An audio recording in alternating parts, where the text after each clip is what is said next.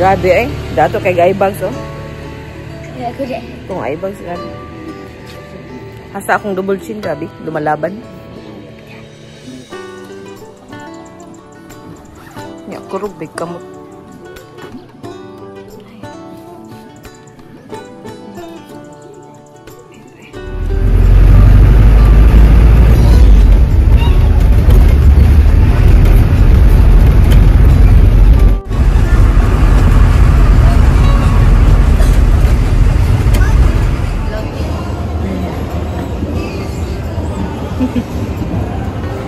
SMC side ni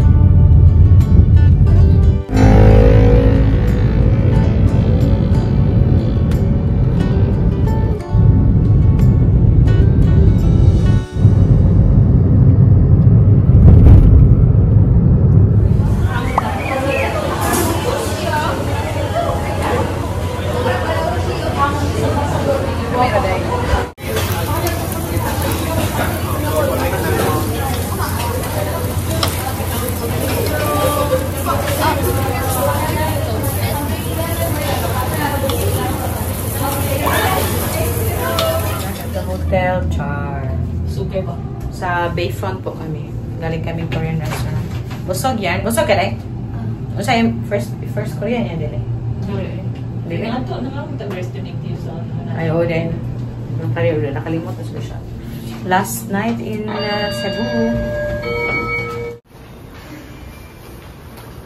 Ikay open sa door, Harriet, oh. Ano ito?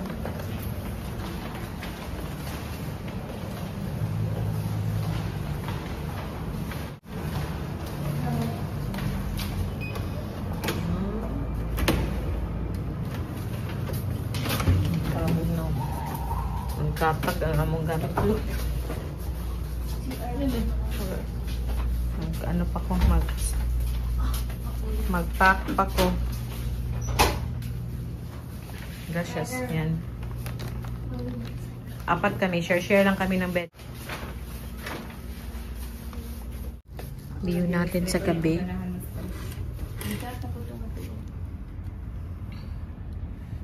Ako na po din ang dipuntarya. Ikaw ba, ang nakaproblema na ako. So ako, mag-restrict ko bitaw ng sig typing. Hindi na akong makuha yung magkita kasi. The next day.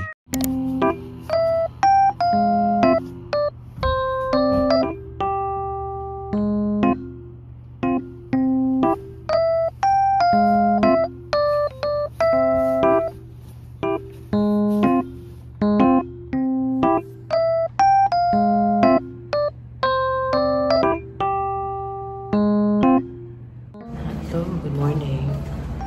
We're on our way down to have breakfast. So, sama ko to siya. Dalawa lang yung breakfast namin kasi for 2 lang yung ano ba, yung room. So, yung dalawa wala. We'll see kung free siya. Kung free siya, yung nanay niya yung mag-avail sa, sa isa pang breakfast voucher.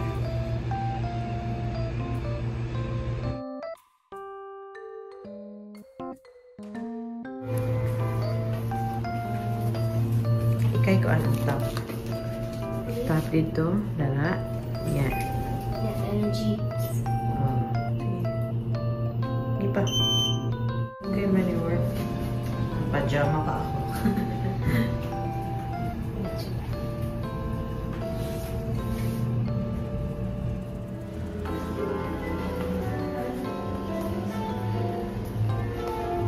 Walang breakfast eh.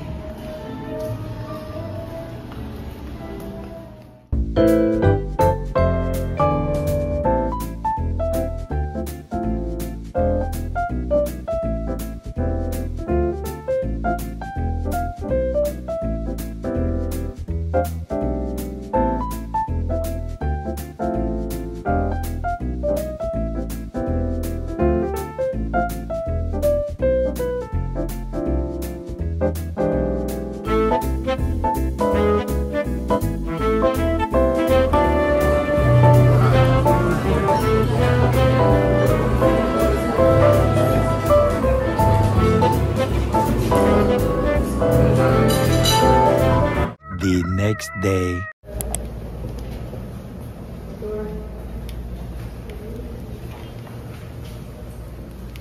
Airport na may. Ulit na ta. See you. Wala ba? Buyers. Pasok na po tayo.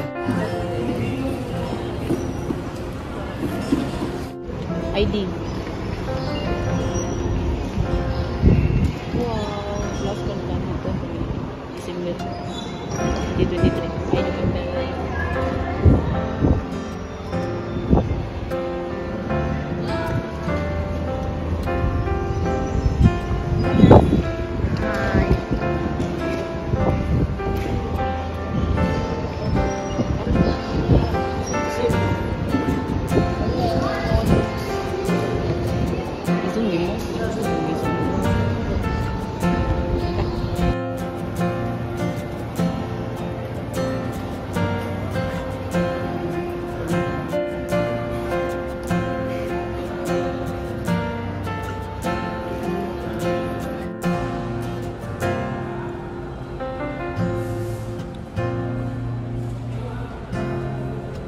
Hello, nasa malapit na po ako sa gate. Makain na ako ng fries kasi ako masyadong gana. Masama po yung tiyan ko. Super pasensya po at hindi po maayos yung pag-video ko these past few days. Yung pag-vlog kasi wala talaga. Kasi na-try ko lang siyang mag-video pero hindi pa po talaga kasi okay. Tumawag po ako kay Ruth at kay Ana. Super excited na si Ana na dumating ako, umuwi ako. Hinatid lang po ako kanina as you saw, as you could see in the video earlier. Hinatid po ako ng mga kapatid ko dito sa airport and then after that, diretso na din sila sa, balik sila sa terminal, bus terminal and then uwi na sila sa amin doon sa probinsya. Pwede palang dalhin ko yung nanay ko guys. Dadalhin ko yung nanay ko kaso hindi man pwede pa or hindi man pwedeng madalian. Baka in the future if okay siya. It's 2:54 na ngayon. And yung flight ko to Hong Kong or to Dubai is at 5:05. Yung boarding namin is in an hour and a half. So may time pa talaga ako.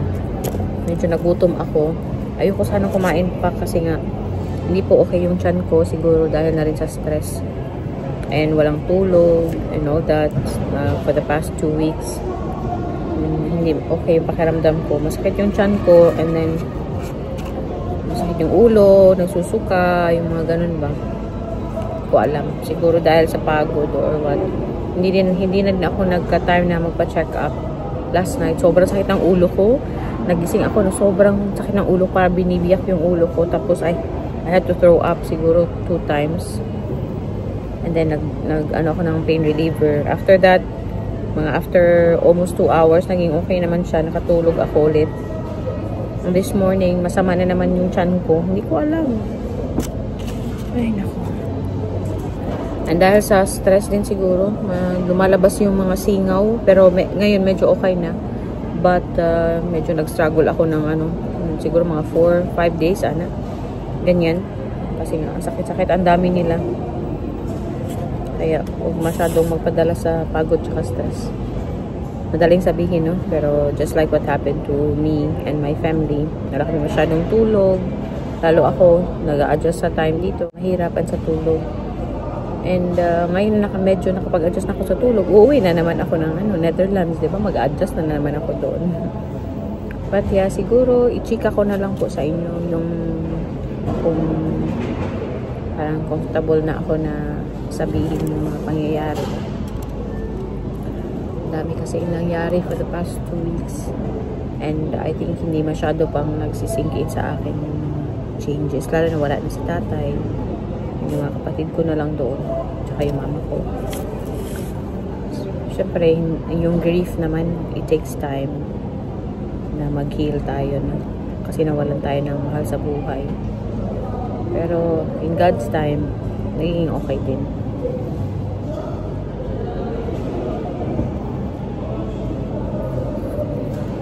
I hope okay po kayong lahat. Pasensya na talaga at wala masyadong ganap. Snap lang talaga yung mga videos natin. Siguro pag bumalik kami ng Cebu, kasama si Ruth at si Ana, mag-vlog po tayo ng mas maayos. And samahan niyo po ako sa pag-uwi ko ng Netherlands. Excited na po talaga ako makita si Ana, tsaka syempre din si Mr. So, samahan niyo po ako sa journey natin pauwi na Netherlands.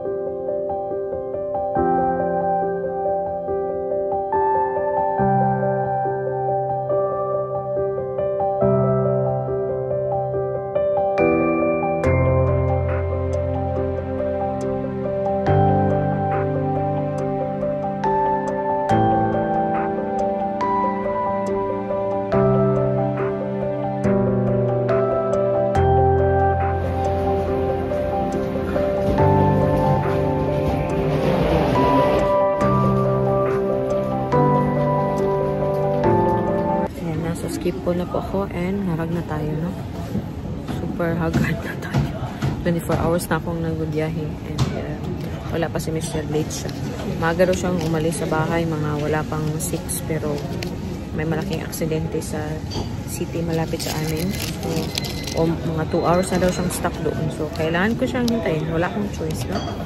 But yeah, thankfully, safe naman tayo nakarating dito. Good to be home. Hintayin na lang natin si Mr. And excited ako makita yung reaction ni Ana mamaya.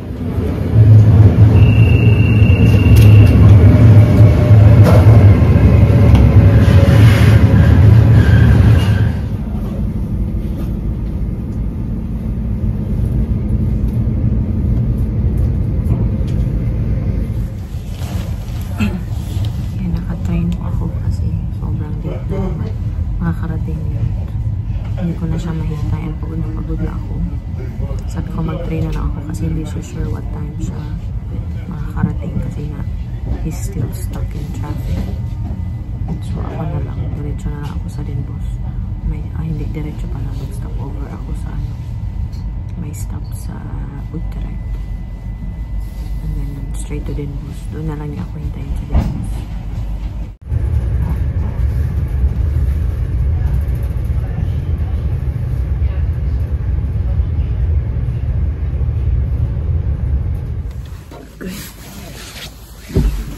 Ito na po yung aking daddy driver. Ang ano na dito, mag-11 o'clock po. 10:30 pa. 10:36. And diretso na po kami sa bahay kasi mag-work. Welcome to the vlog, Papa. Welcome. Long time no see. Yeah, Papa was up early. I'll catch you na lang po sa bahay. I actually didn't vlog for a while. Ha? Dat is ook croissant. Oh, dankjewel. May croissant dito dong. Ready to get this here? Bij de Jumbo daar. Ah, lekker. Dat is goed van, ja. You have to wait, so just little. A few moments later. Hi guys, kanina pa po ako sa bahay and nakaligo na ako. Si Mr. nagpahinga po kami ng konti before siya nag-work. Kasi yung paalam niya sa work, half day lang siya. So nag-work na po siya. And it's already 3. Antok na ako kasi sa Pilipinas mga 10 PM na ngayon. Pero itry ko siya na later tonight na ako matutulog. Kasi nga para maka-adjust ka agad ako ba. Yung office namin nagtumatawag na. I think gusto na lang matrabaho ako bukas or what. Pero hindi pa po ako magtatrabaho. And, ayan na. Kasi nga, winter dito. Galing ako sa Pilipinas sa 31 degrees almost every day. Ngayon, nafe-feel ko na po. Medyo, I hope not. Pero, sinisip po na ako. And then, medyo makati. Or, yeah, uncomfortable na yung aking, throat. So, magkano ako dito ng vitamin C. Vitamin C tayo. By the way, guys, pagdating ko kanina, andito yung aking mother-in-law. Naglinis po siya ng buong bahay. Nahiya naman ako. Nag-thank you siyempre ako. No? Sabi niya, walang problema. Uy. Dito siya, sabi ni Rod, hindi daw niya mapigilan yung nanay niya. Nag-ano siya talaga, naglinis dito. Pati doon sa taas, yung CR namin, nilinis niya. Yung mga kwarto, nilinis niya. Sabi ko, Rod, nilinis pa ng mama mo to dito? Sabi niya, oh. Sabi ko, kaya pala parang ang linis-linis. Thankful po ako sa benan ko. 3 PM na po and pick upin natin si Aling Maliit. Gusto ko siyang makita na talaga. Alam nyo ba? Sobrang absent-minded ko siguro. Sa mga panahon ngayon. Yung ang tawag dito, yung vest ko sa Cebu na iwan ko. Doon sa gate. Naiwan ko talaga. Ang lamig pa naman. So naka-t-shirt po ako from Cebu hanggang Amsterdam. Nag-t-shirt lang ako.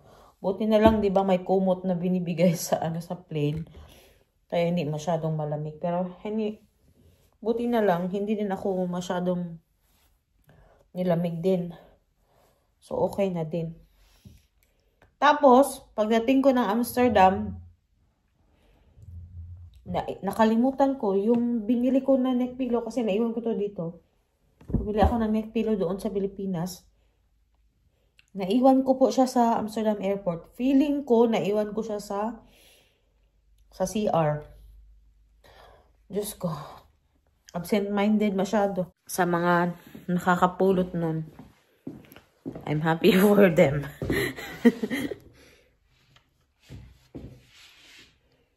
Yung vitamin C ko parang biro ka. Malaki. Kape na po natin si Aling Maliit. Excited na ako makita siya. See you in a bit. Para ako naninibago. Nakabalik na ako ngayon. Naninibago ako sa paligid. Lakad na po tayo papunta sa daycare ni Ana. Sabi ng papa niya, ayaw niya daw mag-daycare kanina. This morning, sabi niya gusto niyang pick upin ko siya kaagad after school. Pero yung daycare niya, same building lang din naman ng schools. At least may 1 hour siya sa daycare.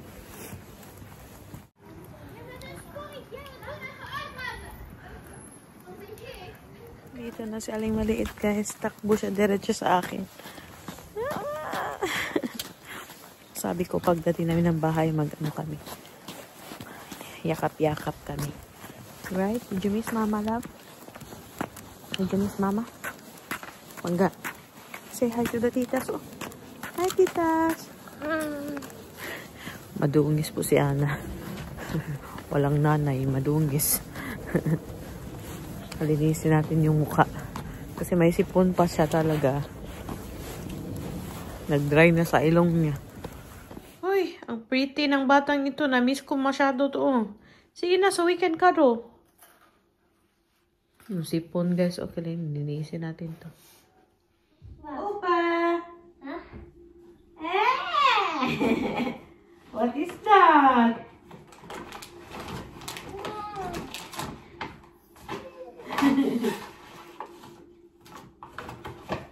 Oh, souvenir, hein? Hoeveel heb je nou? How many? Ik heb 1, 2, 3, 4. Do you remember this? We had this, you had this. I like it. You want this one now? Later. Which one first? This one? Or this one? This is here, like, eh? Yeah, you can have that later. Oh my god.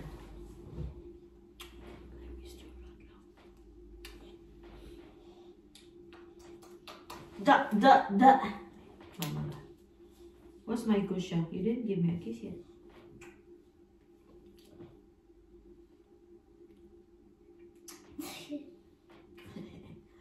I love you. I love you. I love you. Uy, unsa man eh.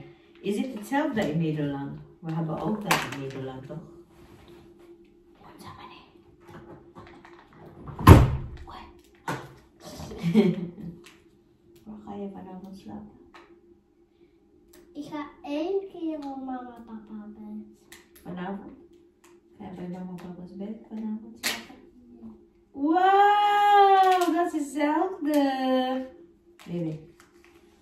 Daar hebben ze ook bij de Action. Bij de Action, ja. Maar is niet zo, it's een beetje anders bij Action. Not like this, no? You smell good. Opstate. Before in the Philippines, you didn't like this, huh? Now you like it, eh?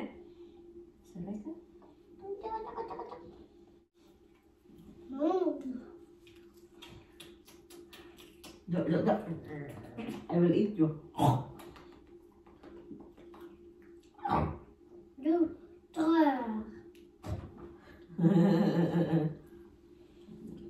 Did you miss Mama, love? Yeah. Did you cry? Nee. No, because you're a strong girl. Toch? You're a big girl. Yeah, I will help you. Ik kan je helpen. Sus, na-miss ko tong batang to. Ang ganda-ganda, oy. Ik vind het Pretty, niet. pretty, oy.